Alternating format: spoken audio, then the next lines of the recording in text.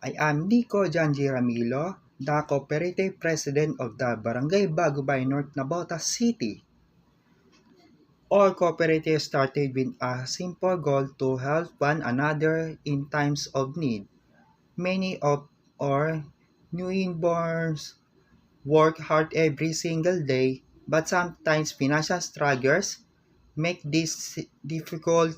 I remember one of our members, a sari-sari store owner, would dream of expanded her small business but did have enough capital. Through our cooperative, she was able to get a small loan and slowly grow her store. Stories like here remind me why we started this, to give hope and support to those who strive for a better life. Our mission is to provide easy access to financial support, promote responsible saving, and empower our members to reach their goals, whether big or small. Our vision is to build a strong and united community where every member can achieve stability, growth, and success through cooperation and truths.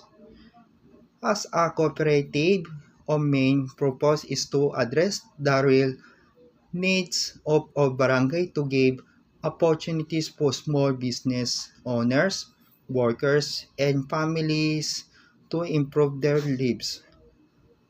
Our objectives are: number one, to provide fair and accessible financial assistance to members.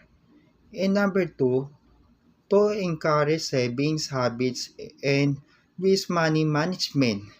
And number three, to support livelihood and individual efforts in the community.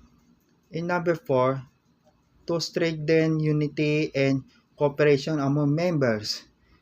And number five, to contribute to the progress in Barangay Bagumay North.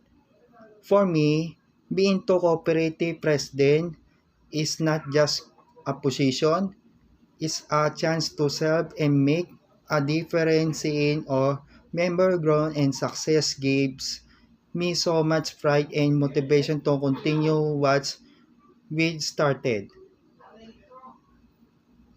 With unity, truth, and cooperation, I believe Barangay Bagbay North can be a place where everyone has the chance to grow, thrive, and success together.